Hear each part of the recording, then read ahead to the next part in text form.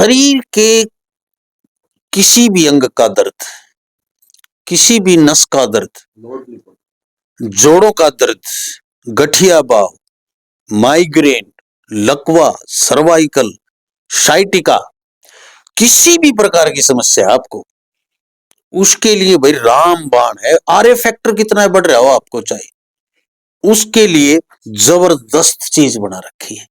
यूं कहें कि 3 पुड़िया में ही आपको पूर्ण रूप से आराम आना शुरू हो जाएगा। और दूसरी बात, बहुत घड़ी इसी औषधियां हैं, ऐसी दवाइयां हैं जो जड़ पे काम करते हैं बीमारियों की। आप थक लिए हो, हार चुके हो, हर जगह अंग्रेजी दवाई, होम्योपैथी, आयुर्वेदिक जगह जगह खा के, तो एक बार श्री सूर्य देव आरोग्य धाम, कुंड, जिला रेवाड़ी, हरियाणा में आचार्य मनोदेव जी के पास संपर्क करें। भाई कोई भी समस्या आपको, बात कराएंगे हम आज हर उस बीमारी के ऊपर जो नु कहे असाध्य है, ये ठीक नहीं हो सकती, उन्हीं बीमारियों पर बात कराएंगे आज हम।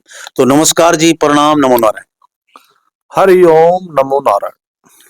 महाराज जी, सबसे पहले तो मेरे दर्शक जो है, एक सर्दी का टाइम है, एक तो सर्दी के बारे में, जो सर्दी में जो चीजें हो सकती हैं, सर्दी से बचने के लिए क्या क्या है आपके पास, बहुत सी चीज बताओ आप। अगिया खा लो तो सर्दी नहीं लगेगी, सलाजीत खा लो तो सर्दी नहीं लगेगी, और कोई नुको च्यवनप्राश खा लो। आप नुको च्यवनप्राश खाने की जरूरत है कोई, मैं इसी चीज दे दूंगा, च्यवनप्राश मत बिरान के हो है। और भी बहुत सी चीज है जो आज सर्दी के टाइम में। दूसरी बात कि दमा, सांस रोग, उस वाला बहुत उठा हो रहा है सर्दी में, बहुत ज्यादा तकलीफ हो रही लोगों के। एक चमड़ी का रोग जो है ना जी, एलर्जी चमड़ी की, वो सर्दी में ज्यादा उठा कर है।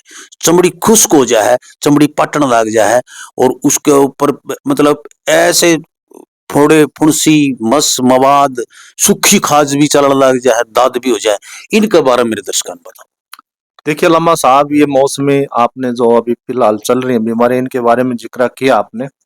देखिए खास करके क्या होता है कि जैसे स्किन की एलर्जी होती है, उसमें ध्यान रहे, अगर किसी भी भाई बहन को अगर मेरे पास नहीं पहुंच पा रहा है वो, तो कुछ एक चीजें मैं बता देता हूँ, उनका वो ध्यान करेंगे तो काफी उनको फर्क उसी से आएगा। घर बैठे जी, देखिए सबसे पहले तो है कि जिनको स्किन एलर्जी होती है, उनको कभी भी साबुन और सर्फ से ना नहाना चाहिए, ना उनको कपड़े धो लेने चाहिए। दूसरा, उनको गर्म पानी से बिल्कुल नहीं नहाना चाहिए। अगर इस टाइम अगर ठंडे से नहीं नहा सकते तो थोड़ा गुनगुना सा कर लो। ये उनके लिए विशेष सावधानियां हैं।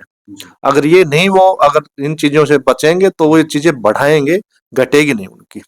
इसकी इसी प्रकार से जैसे आजकल दमा, सांस, नजला, खांसी, जुकाम पीछा नहीं छोड़ती है।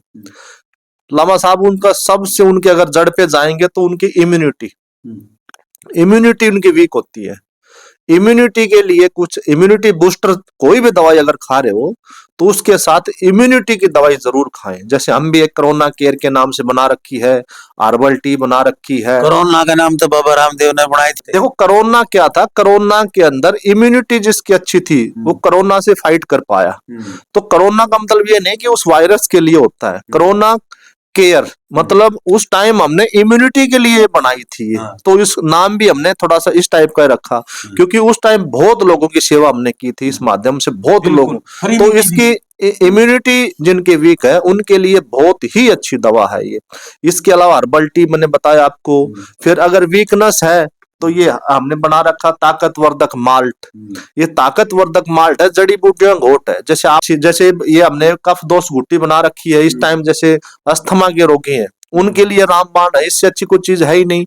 अब जैसे अब सर्दी के अंदर आप देख रहे हो, जोड़ों के दर्द, अकड़न, जकड़न, नसों में दबाव, कमर में दर्द, घुटनों में गैप, गठिया बाय, उनके लिए जैसे हमने निकाल रखी है जोड़ ग्रीस वटी। इसी प्रकार से ये जोड़ ग्रीस तेलम बहुत ही बेहतरीन काम करता है। जिनके घुटनों में गैप तक बता दिया डॉक्टर ने, उनके ऊपर भी इसने बहुत बढ़िया काम किया। इसके अलावा जैसे साइटिका हो जाता है, कमर से लेकर नीचे तक एक पैर में दर्द होने लग जाता है, कूल्हे से नीचे, डॉक्टर बोल दिया इसकी L3, L4, L5 नस दब रही है, लकवा भी काम, उसमें बहुत लकवा के लिए ये जैसे साइटिका में काम करेगी। लकवा के लिए ये है जैसे न्यूरो शक्ति, ये लकवा में भी काम करेगी। जिनका बीपी बढ़ जाता है या क्लोट बन जाता है दिमाग के अंदर, उसकी वजह से एक हाथ पैर काम नहीं करता है, उसमें भी ये न्यूरो शक्ति काम करती है। और सबसे अच्छा काम करती है लंबा साहब जिनको दौरे पड़ते हैं, चाहे जन्म से पड़ते हो या बाद में किसी चोट की वजह से, उनमें बहुत अच्छा काम करती है। आंखों की कानों की नस सिकुड़ गई, देखना सुनना कम हो गया, डॉक्टर ने बोल दिया कि आपकी नसें सिकुड़ गई, उसने बहुत अच्छा काम करती है। या आपकी शुगर की वजह से नसें कमजोर पड़ गई, हाथ पैरों में सुनपन रहता है, उसमें ये नस नाड़ी बहुत अच्छा काम करती है। मतलब ये सब नसों की दवा है ये। और इसमें ये जोड़ ग्रीस है, ये जोड़ों की दवा है, बहुत ही बेहतरीन। वैसे तो दवा मेरे पास अनेक है, किडनी की भी है, पथरी की भी लिए भी है, चर्म रोगों के लिए भी है। चर्म रोग के लिए जैसे कई कहते हैं कि खून में विकारी होगी, भाई तेरे तो खून में गड़बड़ है, और बाहर से लगाते रहते हैं दवाई, वो थोड़ी खुजली थोड़ी ठीक हो जाए फिर उभर आती है। तो खून की विकारी के लिए कुछ बना रखा है क्या? लंबा साहब, मैं आयुर्वेद में हूँ, आयुर्वेद के माध्यम से सेवा कर रहा हूँ, तो आप भी आयुर्वेद से काफी दिनों से जुड़े हैं। आयुर्वेद के अंदर केवल जड़ पे काम किया जाता है। आपने जो बात की ना, वो मैं एग्री हूँ उससे। हमने जो दवा बना रखी है चमड़ी के रोगों के लिए, उसका नाम ही रक्त शोधन रस है। मतलब खून के अंदर को साफ करती है, उस विष को हम बाहर निकाल दें तब ऑटोमेटिक आराम आ जाता है। हम तो जड़ के ऊपर वार करने की कोशिश करते हैं, ऊपर लेपने से कुछ नहीं आना जड़। एक शुगर का बहुत वो हो रहा है, सारे लोग मेरे भी शुगर बढ़ रही है, मेरी 200 हो रही है, मेरी 250 हो रही है, मेरी किसी ने पूछ लो चाय पी ले रहे, बोला मिट्टी तो नहीं है, डर रहे हैं न्यूजन बिजली का करंट है। इस शुगर के लिए कोई ऐसी औषधि जो मतलब कंट्रोल तो करते हैं कई, लेकिन इसकी जड़ पर काम करने खातिर को लामा साहब, मैं उसके लिए बोल रहा हूँ कि शुगर की जो दवा होती है एलोपैथिक में अगर खाते हो तो उसमें इंसुलिन खिलाया जाता है आपको आर्टिफिशियल, वो ठीक जैसे पेनक्रियाज और बीटा सेल्स में आपके इंसुलिन का निर्माण होता है। अगर वहां नहीं बन रहा तो उसके ऊपर ही कुछ एक्शन करना चाहिए तभी बनेगा वो। लेकिन उस वहां कुछ भी नहीं करके और आपको बाहर से एक आर्टिफिशियल इंसुलिन दिया जाता है, उसकी पूर्ति होती रहती है, वो ठीक करने की प्रक्रिया नहीं है। लेकिन आयुर्वेद इससे हटके काम करती है। एक मेरी दवा का नाम है मधुनाशक के नाम से। हमारी जो मधुनाशक काम करती है वो आपके बीटा सेल्स और पेनक्रियाज में काम करती है। हमने कुछ उसमें घटक ऐसे डाल रखे हैं, क्योंकि शुगर का पेशेंट होता है उसमें वीकनेस आ जाती है, क्योंकि शुगर पेट में जैसे दिमक खा जाती है, इस प्रकार से शुगर खा जाता है शरीर को। तो एक लोग यूं कहते हैं जी, 2 खुराक में शुगर खत्म, 3 दिन में शुगर खत्म, आप कई घंटे में शुगर खत्म कर सको? देखो, मैं तो ऐसे लोगों की बातें नहीं करना पसंद करता जो इस प्रकार की बातें करते हैं। उन लोगों को मैं ये कहता हूँ वो वैद्य की कैटेगरी में आते ही नहीं है, उनके तो कैटेगरी एक अलग। हमने भी वीडियो बनाई है कि 3 खुराक लो और शुगर जड़ से खत्म। अब उनका रिजल्ट आना बाकी है, हमने बना रखी है लोगों की, लेकिन 3 दिन में शुगर को खत्म करने के पश्चात शरीर में क्या बच जाएगा? देखो लामा साहब, मैं आपसे बड़ा प्रेम रखता हूँ, आपके चैनल से बड़े लोग जुड़े हैं, तो मैं आपको भी ये कहना चाहूंगा कि ऐसी चीजों से आप बचो, क्योंकि आप भले के लिए कदम उठाते हो, लेकिन कहीं ना कहीं लोग इस टाइप से अपना स्वार्थ लेकर के बैठे हैं कि बहुत लोग उनके भेंट चढ़ जाते हैं। तो अपना विवेक जो है ना वो जरूर इस्तेमाल करो, क्योंकि आप खुद समझदार हो। एक ऐसा रोग जहाँ मेडिकल साइंस फेल होकर बैठी है और मैं उसके बारे में कहूं कि मैं 2 खुराक में ठीक कर दूंगा, तो वो क्या हुआ? मेडिकल साइंस कह रही है कि कैंसर की ऐसी कोई औषधि नहीं बनी है, भाई कैंसर का नाम लेना भी गलत है।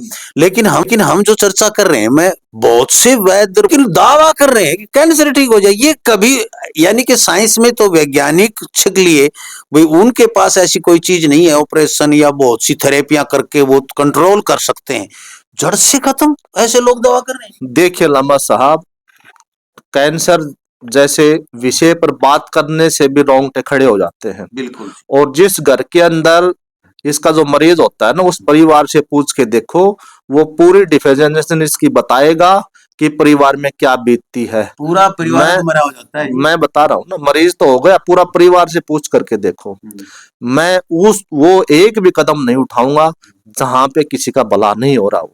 ठीक है, मेरे को कोई लाख रुपए देना कर ले एक चीज के लिए, मैं नहीं करूंगा। देखिए, मैं कैंसर के ऊपर एक ही बात करता हूँ, आधुनिक विज्ञान है, उस पे ट्रीटमेंट आपका चल रहा है, जरूरी है वो भी, लेकिन उसके साथ साथ कुछ आयुर्वेद की ऐसी जड़ी बूटियां होती हैं जो आपके कैंसर के सेल्स को मारने में सक्षम होती हैं, लेकिन वो उसके साथ आप प्रयोग कर सकते हो। जैसे इम्यूनिटी बढ़ाने की बहुत चीजें होती हैं आयुर्वेद के अंदर।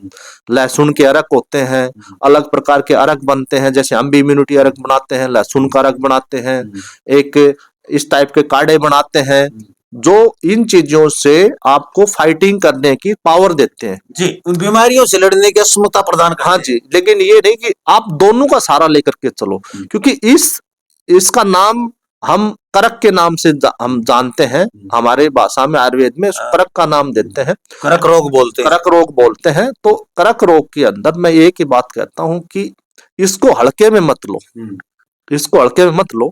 आप जहां से आधुनिक ट्रीटमेंट ले रहे हो उसके साथ साथ कुछ आयुर्वेद की ऐसी औषधियां होती है, अश्वगंधा होता है, सेल्स का निर्माण करने में बड़ा अच्छा काम करता है, तुलसी होती है, कैंसर सेल्स के अच्छा लड़ती है, इस प्रकार से काली मिर्च होती है। जैसे ये नाम छोटा छोटा ले रहा हूं मैं। और भोजन भी बढ़िया, मतलब थोड़ा भोजन का बदलाव, मतलब आयुर्वेद के अंदर बहुत सारी ऐसी औषधियां हैं कि बहुत आपको वो फायदा करेंगी, उसमें आओगे तो बहुत फायदा करेंगे आपको। लेकिन वो ही रखो पूरी तरह से, अगर आप बैठे हो इसके भरोसे, तो मैं कहता हूं कि देखो आप एक परिवार के दीपक हो, मैं दीपक मानता हूं। एक व्यक्ति होता है परिवार के अंदर, चाहे वो कितने बुजुर्ग हो, पूरे घर में उसकी रोशनी होती है।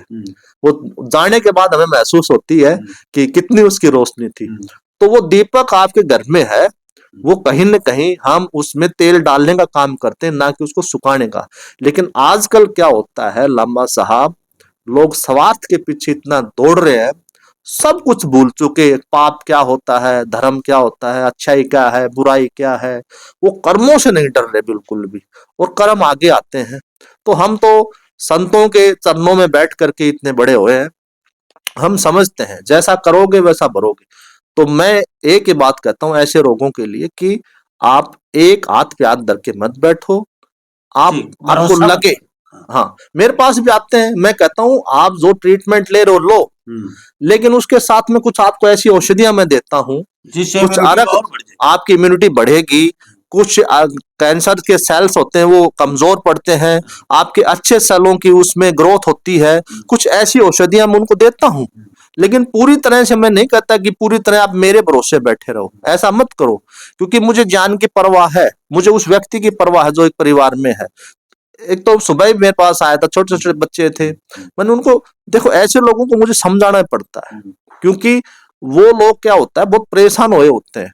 संत का काम भी ये होता है कि देखिए समाज में अच्छी सोच पैदा करना और अच्छे रास्ते पे ले जाना, ये संत का काम होता है। कोई भी संत हो, महात्मा हो, इस चोड़े को ओढ़ लिया, चाहे वो कैसा भी है, लेकिन इस चोड़े की मान मर्यादा तो रखनी हो। यही है लम्बा साहब। तो अपने पास तो जो आता है कोशिश कर लेते हैं, कुछ पुण्य कमाए उनसे, बाकी तो देखो उस परमात्मा की इच्छा है, क्या होना है क्या नहीं होना। लेकिन ऐसे जो असाध्य रोग हैं, जो इतने घातक रोग हैं, इनके ऊपर पूरी तरह से इस 100% जैसे शब्दों का प्रयोग करना, मैं तो मानता हूं केवल और केवल ठगी है। और आप देखो एक बंद घर का तो सदस्य है कितना कीमती है, और अगले के लिए पैसा कीमती हो रहा है, तो उसमें फर्क समझो। हमारे गुरुजी कहते थे पैरासूट और दिमाग खोलने से काम करता है, नहीं खोलोगे तो कोई काम नहीं करेगा। दिमाग तो सबके पास है, किसने खोल रखा वो आपको लूट रहा है, किसने नहीं खोल रखा वो आपसे लूट रहा है। तो ये फर्क थोड़ा सा देखो। हम संत कैटेगरी में हैं, आपको गलत दिशा नहीं दिखाएंगे, गलत तरीके से आपको कोई बात नहीं बताएंगे, हमसे जो सेवा हो पाएगी वो करेंगे आप। एक और काफी लोगों के खास करके बुजुर्गों के गदूद बढ़ना, पेशाब में रुकावट हो जाती है, किसी का पेशाब ज्यादा आने लग जाता है, तो वो किडनी से संबंधित होता है या कोई गदूद का कोई सिस्टम होता है। गदूद क्या होते हैं ये भी थोड़ा, ये थोड़ी सी वीडियो बहुत लंबी हो चुकी है, इसके बारे में बताएं। बहुत समस्या है लोगों में, ये गदूद का बढ़ना, पेशाब का रुकना या ज्यादा आना या बार बार आना, या फिर किडनी के कारण परेशानी, मतलब जो देखिए लम्बा साहब, वो आपने सही, खास करके ये उम्र के साथ ज्यादा होता है गदूद का। गदूद का क्या होता है, किडनी से जो रास्ता बाहर आता है, पेशाब को हम पास करते हैं, उसका रास्ता है, उसके बीच के अंदर एक उसका कंट्रोल है जिसको हम गदूद बोलते हैं। उसका ढक्कन बंद हो गया, पेशाब बंद कर लिया हमने, अपने इच्छा से अनुसार उसको खोल लिया, पेशाब पास कर दिया फिर, तो वो चीजें क्या उसमें स्वेलिंग आ जाती है, उसकी वेट बढ़ जाता है, तो पूरी तरह से काम नहीं कर रहा है, या तो वो पूरी तरह से खुल नहीं रहा है खुल नहीं रहा या पूरी और तरह बंद नहीं होता है, तो टपक टपक पेशाब आएगा। वो पेशाब जोर लगाए, काफी देर जोर लगाने से बाद थोड़ा सा खुलेगा, पेशाब बहुत धीरे धीरे आएगा, पेन भी होगा क्योंकि आप जोर लगा रहे हो वहां पे बार बार, तो काफी, तो वो चीजें सोजन सा आ जाता है उस ग्रंथि के अंदर, वो बढ़ जाती हैं। डॉक्टर उसमें क्या करते हैं, काट पीट करते हैं, ये कर लो वो ऑपरेशन कर लो, लेकिन उसमें कभी भी कामयाबी नहीं मिलती ऑपरेशन से। मैंने देखा उसमें ऐसा कि काफी लोग तंग हो रहे हैं बेचारे, ऑपरेशन के बाद भी वो समस्या यूं की तो अगर समस्या ऑपरेशन में भी हल हो रही है तो हमारा क्या घट रहा है भाई, करवा लेते हैं भाई, फायदा मिल रहा है ना। तो उसमें भी अगर 100 लोगों करते हैं और 5 लोगों को उसका फायदा मिलता है, तो उन 5 लोगों की तरफ नहीं देखना ना, 95 तो देखो उनका क्या हाल है, ये तो देखना पड़ेगा ना आपको। तो उसके अंदर हमारे लामा साहब जैसे किडनी अमृत रस के नाम से बना रखा है, एक पोषण अमृत के नाम से बना रखा है, वो इसी के लिए बना रखा है हमने। तो इसमें बहुत अच्छा बेनिफिट करती हैं वो चीजें। हाँ जी। तो एक और छोटी सी मेरी, तो एक जो आमतौर पे बच्चों में, बच्चों को न तो अंग्रेजी दवाई ज्यादा देनी अच्छी होती है, कहते हैं आप जैसे वैद्य या डॉक्टर कहते हैं, बच्चों में अब जो फिलहाल जो मौसम चल रहा है, इसमें बार बार छींके आना, ठंड का लग जाना, छाती में घू घू की आवाजें आना, छाती का रुक जाना, नाक का रुक जाना, सांस कम बत्ती आना, ये होता है। और माँ को सारा तो नहीं सोने देता बच्चा, और माँ भी नहीं सोती है, और उसका फिर क्या होता है, उसी के कारण कई बार क्या होता है, बार बार दस्त लगने शुरू हो जाते हैं, कुछ कोई ठंड लग गई या कुछ होता है। इसके कोई ऐसी आयुर्वेदिक औषधि है या देनी चाहिए या नहीं देनी चाहिए, आप बताएं। देखिए लामा साहब, मैं सिर्फ इतना कहूंगा बच्चों के ऊपर कि बच्चों को अगर आप अब से दवाई देने लग गए तो आगे चल करके ये समझना आपका बच्चा है शुगर का मरीज बनने वाला है, बीपी का मरीज बनने वाला है, आगे चल कर किडनी के रोग होने वाले हैं। क्योंकि आपने देखा होगा पिछली बार भी एक शोध हुआ था कि पैरासीटामोल खाने से शुगर हो गया बहुत बच्चों को। तो मैं इतना ही कहूंगा, बच्चों को हो सके ना कुछ इम्यूनिटी के लिए कुछ काढ़े वगैरह आते हैं, आयुर्वेद में बहुत आते हैं, हमने भी जैसे एक बना रखा है, वो उसमें ड्रॉप आती है, उसमें काली हल्दी होती है, उसमें आपकी गिलोय होती है, उसके अंदर तुलसी होती है मीठी वाली, उसके अंदर जो इम्यूनिटी बढ़ाने के लिए होती है, तो ड्रॉप देते हैं हम, वो 2-3 ड्रॉप जो है ना बच्चे को सुबह शाम देनी चाहिए। तो उससे क्या होता है कि आप बच्चे की इम्यूनिटी बढ़ जाती है, तो बार बार ना तो बीमार होता है ना छाती चलती है उनकी बार बार। और दूसरा एक हमने बाम बना रखी है, बच्चे की चेस्ट के ऊपर लगा दो और बच्चा एकदम से खुल के सांस आएगा, गड़बड़ सब, तो चाहे बड़ा भी लगा लो, वो तो कोई भी लगा सकता है, लेकिन बच्चों को मैं कहूंगा कि इस अड़ंगे से बचाओ, जितना हो सके बचाओ। एक लास्ट प्रश्न और, एक बात हो रही है, वीडियो तो बड़ी होगी। मेरी माताएं बहनों के लिए एक तो अनियमितता माहवारी के अंदर, एक सफेद परदर, 2 बीमारियां औरत को खत्म कर देती हैं, जीने लायक भी नहीं रहने देती, मरने लायक भी नहीं रहने देती। तो इन बीमारियों के का उपचार भी आपके पास है तो कोई बताएं। देखिए लामा साहब, सबसे पहले तो आपको बताऊं, ये लाइफस्टाइल से जुड़ी चीजें हैं। जिस मेरी माता बहन का तासीर अगर बढ़ गई, गर्म हो गई, उनके रोग है ये, वो गर्म चीज खाती हैं वो बंद करें, क्योंकि गर्म तासीर का रोग है, एक्चुअली रोग है ही नहीं है सफेद परदर, ये इलाज, इसका इलाज 100% है, लेकिन इसके अंदर कुछ एक खान पीन के ऊपर थोड़ा करना, जैसे तली हुई चीजें ना खाएं, बहुत अधिक मसाले की चीजें ना खाएं, दूध पीते हैं तो थोड़ा पानी डाल के ठंडा करके पिए। इस प्रकार से बहुत सारी, अगर ज्यादा होता है तो गोंद कतीरा ले सकते हैं, दही में डाल करके, देसी खांड में डाल, चीनी गर्म होती है, चीनी का प्रयोग बहुत से कम करो, देसी खांड का करो। ये थोड़ी छोटी अगर चीजें करते हैं तो मैं समझता हूँ हमारे तक उनको आने की जरूरत नहीं पड़ेगी।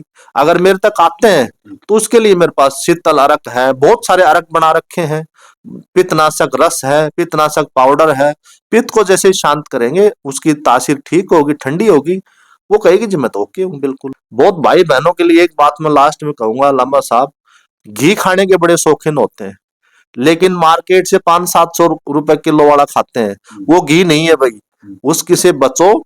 अगर फिर भी अगर बजट में आपके नहीं है तो आप सरसों का तेल या तिल का तेल खा लो, उस तेल को मत, घी को मत खाओ। अगर खाना ही है तो कोई भाई गाय वगैरह रखता है। आप देसी गाय रखो हो, आपके पास कितना बना लो, कितना दे दोगे आप?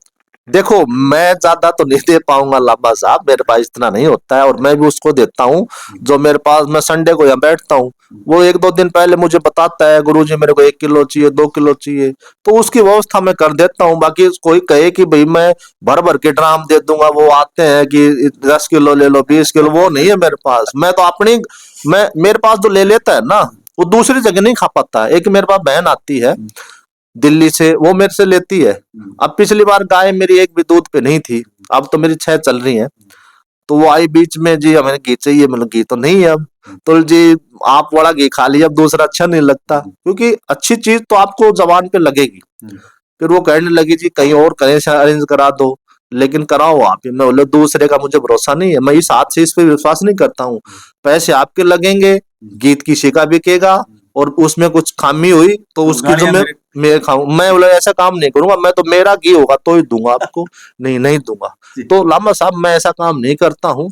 मेरे घी, मेरे घी को कोई अगर ये कह दे कि, और मैं दूसरा बात, मैं मिट्टी के बर्तन में पकाता हूँ घी को। बिल्कुल, अपने जो घर में पहले हुआ करती कडावनी बोला करते, तो दूध वाली कडावनी बिलोना, क्योंकि इतना तो भाई डेयरी तो है नहीं इनके पास।